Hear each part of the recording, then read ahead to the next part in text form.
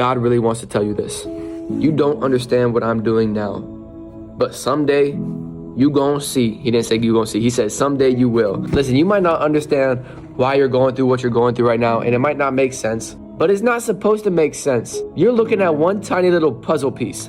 God sees the whole picture, and one day you'll look back and realize this puzzle piece, no matter how painful and confusing it is, it connected to a bigger picture. And the thing about puzzle pieces is they don't make sense on their own. If you were to look at a tiny little puzzle piece, you'd have no idea what it is, no idea where it goes, no idea what it's connected to. It just looks like a random shape with random colors, and you're like, what is this even for? But God's already got the whole picture planned out. He knows what he's doing, even when you don't understand it. In fact, God never asked you to figure it all out on your own. He just wants you to trust that he already has. It's not a requirement to understand what God is doing.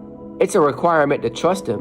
And you can trust God even when you don't understand it. We walk by faith, not by sight. And we don't put our faith in what we see. We put our faith in what he said. And what he said is he has good plans for you, a plan to prosper you and not to harm you. And so the thing you've been going through recently that just makes no sense, the closed door, the relationship that ended, the delay, the detour, the disappointment, it's all a puzzle piece.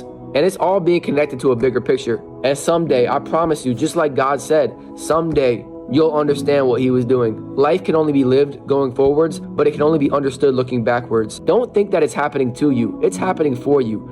Don't think that just because it feels bad, that it's bad. The Bible says God works all things together for our good. How many things? Not some things, not most things, not many things, all things. That means the good, the bad, and the ugly. There's no such thing as bad things. It just is. And it's up to you how you look at it. Because for Joseph got thrown into a pit by his own brothers. I'm sure that probably felt really bad. And then not only that, but then he got sold to Egypt and then put into prison for something he didn't even do. I'm sure that felt really bad. And then he got forgotten about for years in prison. I'm sure that felt really bad, but if he never went through all that, he would have never made it to the palace. And years later, when Joseph finally made it to the palace and he was second in command over all of Egypt, his old brothers needed some help. And Joseph looked at his brothers and he told them, you meant evil against me, but God meant it for good. You see, God knows the end from the beginning. He already wrote your whole story. Nothing that happens in your life or your story catches him off guard. And the same God who took Joseph from the pit to the palace is going to turn your pain into purpose. Don't confuse resistance with rejection. Don't confuse a delay